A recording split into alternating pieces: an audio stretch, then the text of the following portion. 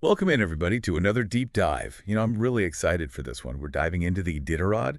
This year's race is shaping up to be pretty crazy. It really is. And I think, even folks who follow the Iditarod every year are going to find this one pretty fascinating. Okay, so for anyone who may be tuning in for the first time or who maybe just needs a quick refresher, can you give us a rundown of what the Iditarod is all about? Yeah, so the Iditarod, it's held every March in Alaska. It's a sled dog race, a really long-distance sled dog race.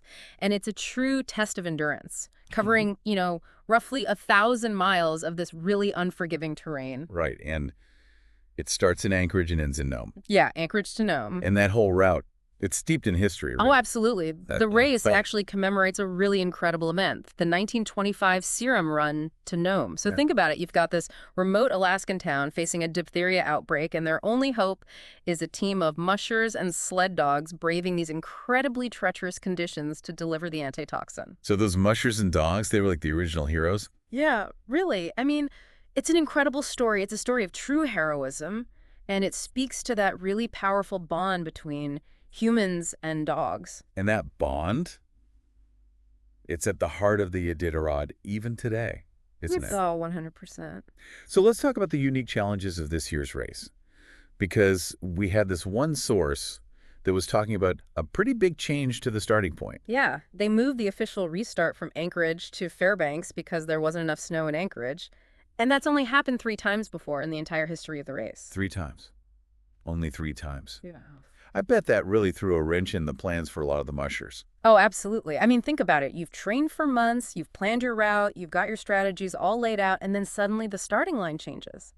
You have to be so flexible, Yeah. so adaptable. You've got to be able to think on your feet, for sure. And on top of that, it's not just the starting location that changed, right? The entire course has been modified this year. Yeah, so they extended the course to ensure safer conditions and also to avoid some really, really tough sections of the traditional trail.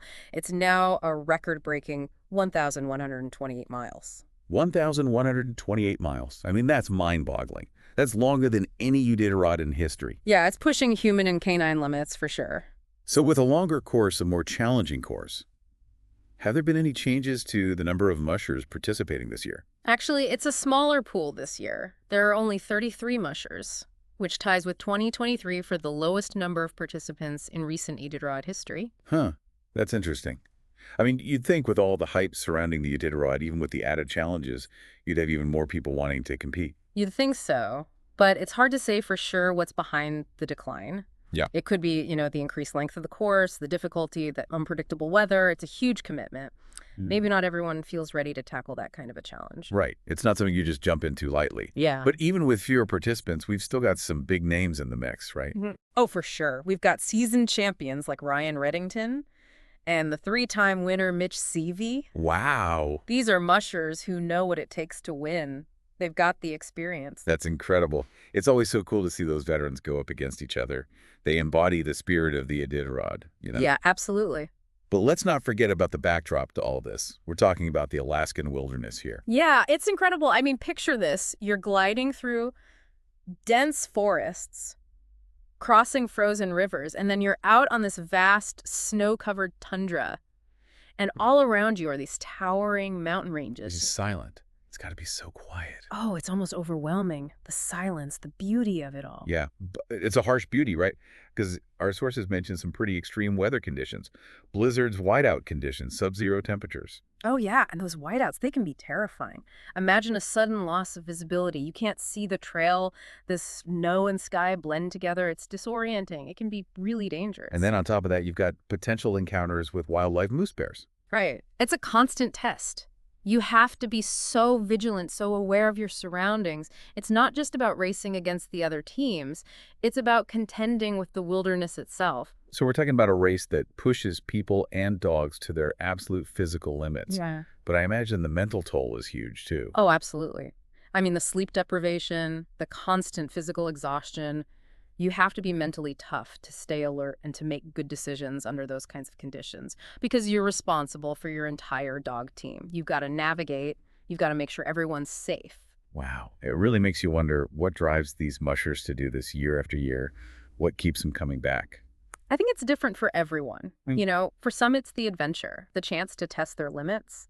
For others, it's that deep connection with their dogs, that shared experience of resilience and teamwork. It's a special bond that's for sure forged in the heart of the Alaskan wilderness.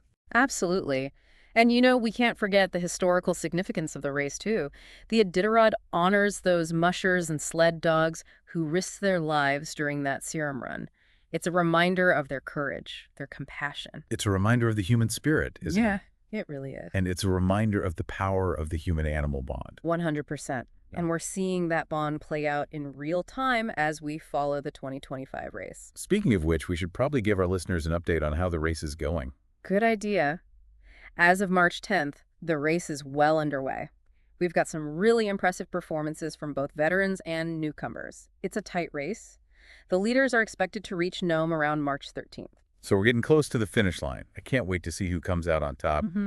And for anyone listening who wants to stay up to date on the race's progress, what's the best way to do that? The official Iditarod website is a great resource. They've got live updates on the musher standings, and there's also a ton of coverage from various news sources. It's really exciting to follow along and see how everything unfolds. Okay, so be sure to check those out. But before we wrap up, I think we should dig a little deeper into some of the challenges of this year's race. Yeah, let's do that, because understanding the complexities that these mushers and these amazing dog teams are facing, it gives us a whole new level of appreciation for what they're going through. I agree. So let's dive in. With this year's Iditarod and this extended course and all the unpredictable conditions, it's really remarkable to see how these mushers and these dogs are adapting and pushing the boundaries of what we thought was possible. It's incredible. So let's talk about some of those challenges. We've touched on the terrain, the weather, but what else makes the Iditarod so tough? What contributes to its reputation as like one of the toughest races out there? Well, one thing that people often overlook is the mental aspect of it. The mushers are constantly making strategic decisions, like when to rest, when to push forward, how to pace their dog team, how to navigate based on these ever-changing conditions. So it's not just about physical strength. It's a mental game, too. Oh, huge mental game. Absolutely. Yeah. Did our sources give any examples of these, like, strategic decisions? Yeah. Actually, one musher was talking about this moment where he had to decide, do I push my team through this blizzard or do we seek shelter? And that decision, it could be the difference between winning and losing, but it also impacts the safety of the dogs, right? So these mushers, they're constantly weighing these risks and rewards. That's intense. Yeah. Like life or death decisions out there on the trail. Exactly. And speaking of the trail, let's talk about the dogs. These aren't your average dogs. No. These are elite athletes. They're bred for this. They're bred for strength and endurance, and they love to run. Their training starts at a young age, and they gradually increase their mileage, their exposure to those harsh conditions. So it's like building up their stamina and their mental toughness, too, just like the mushers. Exactly. And a huge part of it is building that bond between the musher and the dogs. That mutual trust, that respect, understanding each dog's personality and their needs. It's amazing how these mushers can read their dogs, like recognizing those subtle signs of fatigue or excitement. It's a real partnership. They rely on each other. It's not just the musher giving commands. It's a shared journey. It was a team effort for sure. So during the race, how do the mushers make sure their dogs are okay? Because it seems like that would be a top priority. Oh, yeah, absolutely. Throughout the race, they're constantly monitoring their dogs for any sign of, fatigue, injury, illness. They provide them with food and water and make sure they get enough rest. So they're basically running a mobile vet clinic out there on the trail. In a way, yeah. They have to be skilled at identifying and treating any issues that come up. They carry supplies for minor injuries. And they're also vets stationed along the race route, just in case there's something more serious. It's incredible how much care these dogs receive. It really shows the respect that these mushers have for their canine partners. And that respect extends to the other mushers, too. One thing that always strikes me about the Iditarod is the sportsmanship. It's a competition. Yeah. Yeah, but there's also this sense of camaraderie. That's right. I've heard stories of mushers helping each other out, sharing supplies, and celebrating each other's successes. It's a real community. Yeah, and that's what makes the Iditarod so special. Even in the face of these incredible challenges, there's this human connection, this compassion. And let's not forget that Iditarod is also deeply rooted in Alaskan culture and heritage. Oh, absolutely. It honors the traditions of indigenous peoples who have relied on sled dogs for centuries. It's a race that's intertwined with the history, the spirit, the essence of Alaska. Exactly. And as we watch this year's race unfold with all its twists and turns, it's a chance for us to reflect on that, to think about human resilience, the bond between humans and animals, and the importance of respecting this incredible natural world. We've talked a lot about the challenges, but let's talk about the rewards. Yeah. What keeps these mushers coming back? What's the allure? That's a great question. I think it varies from person to person. For some, it's that thrill of adventure, pushing their limits in a way that few other experiences can offer. For others, it's that deep connection with their dogs, that shared journey of overcoming obstacles together. It sounds almost spiritual in a way. You know, a lot of mushers do talk about that, a sense of peace and clarity that they find out on the trail. It's like a chance to disconnect from the modern world and tap into something deeper. And then there's that sense of accomplishment, crossing that finish line after all that hardship. That must feel incredible. Oh, you can see it on their faces. The exhaustion, the relief, the pure joy. It's a testament to human and canine perseverance. It's really inspiring. It makes me want to sign up for the Iditarod almost. I wouldn't blame you. Yeah. There's definitely something magnetic about this race. It captures the imagination for sure. It's a race unlike any other. And I think this year's Iditarod, with all the changes and challenges, it's going to leave a lasting impression on everyone who follows it. I agree. It reminds us that even in a world that can feel so divided, there are still stories of courage, compassion, and this incredible bond between humans and animals that unites us and inspires us. But, as we wrap up this segment, I'm struck by a thought. I think what I'm wondering about is the legacy of the Iditarod. What is it about this race that keeps drawing us in, even beyond just the thrill of the competition? That's a really good question. I think for me, the Iditarod, it represents the spirit of adventure, this willingness to push our boundaries, to face the unknown. It shows us that we can overcome anything when we tap into our own resilience and when we have those strong bonds with our animal companions. It's a hopeful message, right? Especially in a world that can feel so negative and divided. The Iditarod, it's like a breath of fresh air. It is. It's about cooperation, perseverance, and this deep respect for nature. It reminds us that even when things are tough, we're all connected by this shared human experience. We all have the capacity for courage and compassion, this desire to achieve something bigger than ourselves. And we can't forget the history behind it all, That incredible serum run to Nome. It's a testament to what people can do when they come together. Yeah, it's about ordinary people doing extraordinary things. It's about saving lives. And the Iditarod carries that legacy forward. It inspires us to push ourselves, to recognize that we all have that potential for heroism inside of us.